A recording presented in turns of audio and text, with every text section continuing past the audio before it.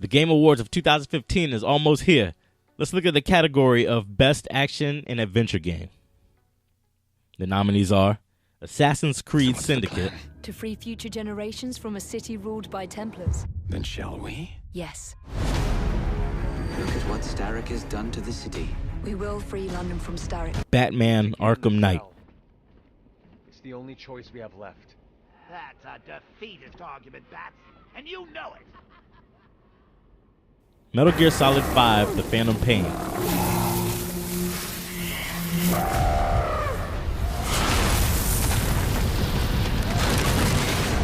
Ori and the Blind Forest.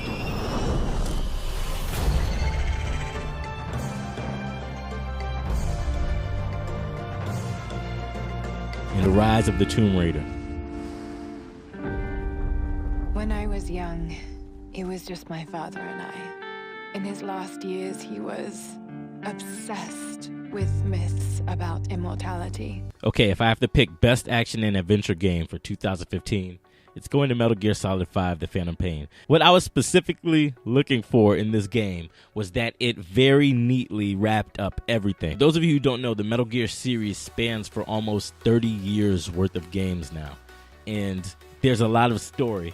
But this one is a prequel to some of the games and a sequel to a few of that recently have come out. So if this is in the middle and it's supposed to be the last game, then it very neatly needs to wrap up everything, and it does that magnificently. Every single character that exists in another game is wrapped up neatly. I'm trying to say this without spoilers, so I'm gonna have to leave it at that. Everything makes sense. If you're big on lore, everything makes sense. The gameplay is also amazing. It's very open world. You're allowed to solve missions. You're allowed to complete missions however you want to. And that's what I look for in my action adventure games. So that's why Metal Gear Solid 5, The Phantom Pain has Best Action Adventure Game. All of these are just absolutely fantastic games. You may disagree there, but I thought they all turned out very well. I think, like I said, I haven't played Metal Gear Solid 5, so I don't know exactly. But from what I've heard and from some of the images and some of the stuff I've seen, Metal Gear Solid 5 to me looks like the best action-adventure game. But I'd also tie it with Batman Arkham Knight, because I have seen and touched Batman Arkham Knight, and it is an amazing game. Next we get the best role-playing game, and we've got Bloodborne,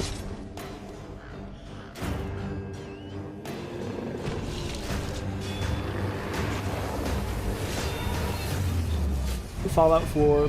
This campaign will be costly, but in the end, we will be saving humankind from its worst enemy. Pillars of Eternity. There is sickness in the world's heart. Perhaps the price of crossing a god. The Witcher 3. In times past, no amount of coin would convince a Witcher to take this contract. Times have changed. And Undertale.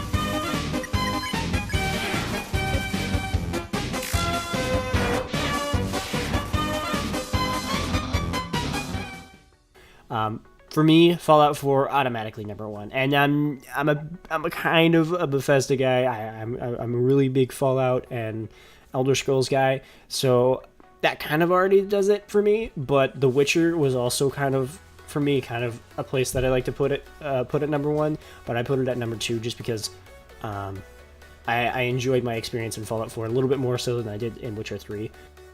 Okay, so for best role-playing game, if I have to pick one of these five, it's going to Undertale. And it's going to Undertale because Undertale does something that RPGs are very scared to do. I always value the developers or the creators that go outside of the norm. What Undertale does is it makes it so you don't have to fight if you don't want to. That's a major theme within the game. You don't have to engage in combat or the traditional role of combat that you see in JRPGs or even any RPG, in that you don't have to deal damage to win this game. That's why Undertale is taking best role-playing game for this year.